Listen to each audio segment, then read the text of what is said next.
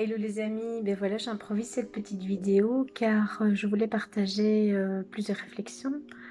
Donc déjà, je voulais vous dire que je me rends compte au plus j'avance en âge et en expérience que le bonheur finalement ce n'est pas avoir certaines choses. Donc quand j'étais plus jeune, je pensais que le bonheur était conditionné au fait d'être mariée, d'avoir des enfants, un animal de compagnie, etc.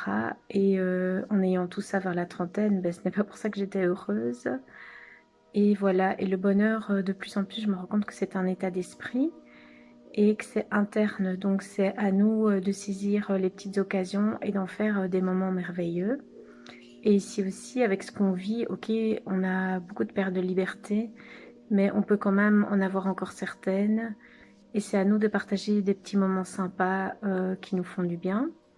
Donc par exemple, tout à l'heure, je vais rejoindre mon papa, on va se faire un pique-nique et voilà, ben, je trouve ça sympa, c'est quelque chose qu'on n'aurait jamais fait avant. C'est des autres occasions d'être heureux et voilà.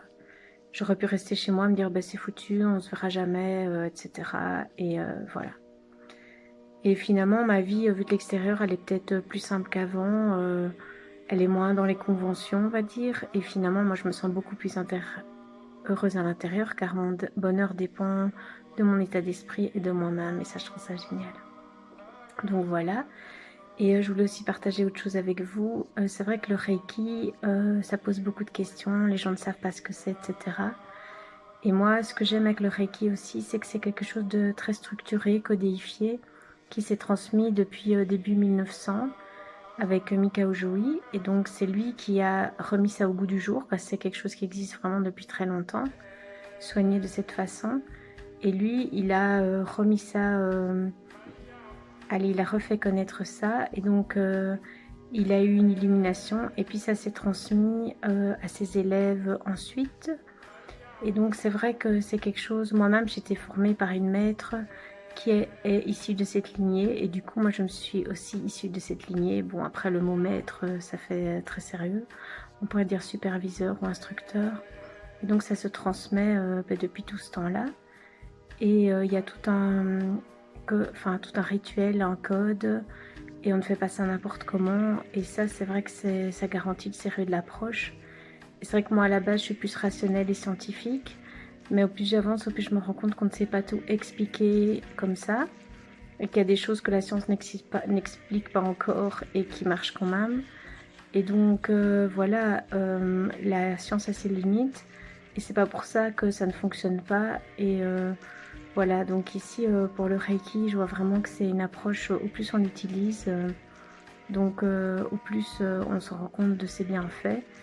Et c'est vraiment quelque chose qu'il faut vivre pour comprendre. Et après, moi, pour ma part, je l'inclus de plus en plus dans ma vie. En plus des 5 principes de vie, j'essaie de l'inclure dans ma vie. Donc, je fais appel au Reiki aussi pour des situations, etc. Pour des douleurs. Et donc, au plus je le pratique, au plus je me rends compte de ses bienfaits. Et voilà, et c'est pas juste quelque chose auquel on croit, mais c'est vraiment toute une initiation, une formation et un état d'esprit aussi finalement. Et ça, je trouve ça merveilleux. Et voilà, c'est ce que je voulais partager avec vous ce matin. C'est tout à fait improvisé. Et n'hésitez pas si vous avez des questions. Donc, pour rappel, moi c'est Aude. J'oublie toujours de me présenter. Je suis psychologue et praticienne Reiki. Vous pouvez vous abonner à ma chaîne pour voir les prochaines vidéos. J'ai aussi une page Facebook Reipsy Aude Christians. Et donc, voilà.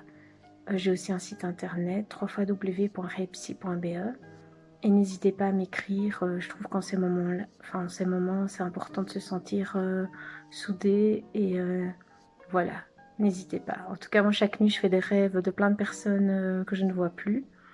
Et ça fait un peu bizarre au réveil parce qu'on se rend compte qu'on est quand même fort seul. Mais voilà, je pense qu'on est tous reliés et que c'est à nous de essayer de maintenir ce lien, même si on ne peut pas se voir d'une certaine façon. Il y a toujours moyen de se voir autrement. Et donc je reviens à ce que je disais au début, saisir les petites occasions de bonheur, comme je saisis ici les petites occasions d'aider les autres comme je peux à mon échelle. Et c'est aussi pour ça que je fais ces vidéos, c'est pour aider le maximum. Et je me dis que si ça peut servir même à une personne, je suis heureuse. Et c'est mon but, enfin voilà, en faisant mes études de psycho, en faisant le Reiki, J'essaie d'être la plus complète possible. Je m'aide d'abord, car il ne faut pas s'oublier soi-même. Le bonheur, ça passe d'abord par prendre soin de soi. Et après, on peut donner du soin aux autres. Et le Reiki, c'est aussi une méthode qui aide à s'aimer plus soi-même, à prendre plus soin de soi.